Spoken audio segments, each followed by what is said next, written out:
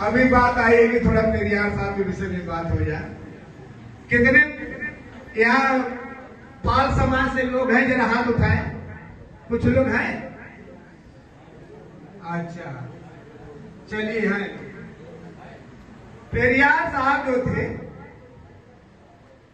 जो जाति व्यवस्था बनाई गई है 26 नवंबर 1949 के पहले जो व्यवस्था बनाई गई थी, उसमें पाल समाज से आते हैं और उन्होंने देवी देवताओं को खूब जूता मारा, चौराहे चौराहे जूता मारा।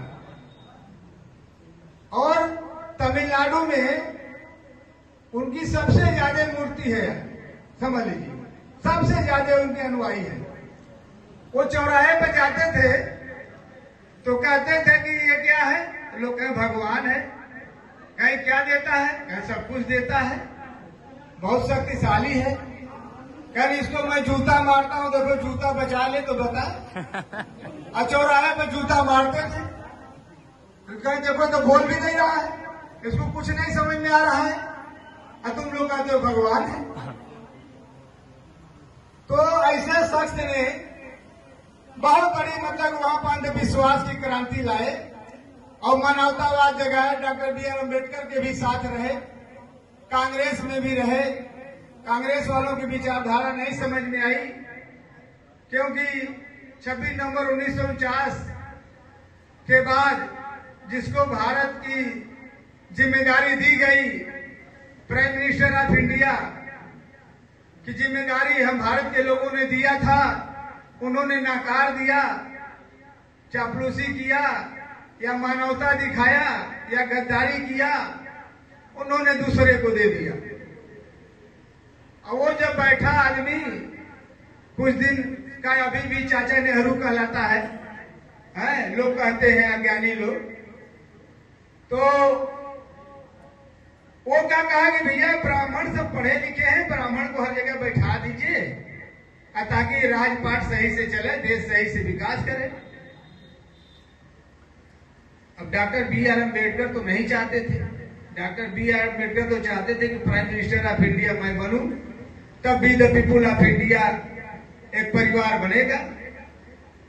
लेकिन ऐसी सोच उस समय के जो शूद्र समाज में लोग थे, सभी शासन शिक्षा संपत्ति से बहिष्कृत समाज था, उनको कोई अधिकार नहीं था। ऐसी परिस्थितियों में पेरियार साहब ने संघर्ष किया और मानवता दिखाया, और उस मानवता का अनुसरण डॉक्टर बी आर अम्बेडकर भी किए, जो भारत के संविधान में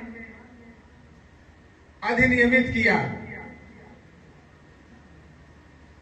इनेक्ट किया। इंग्लिश में कहते हैं इनेक्ट।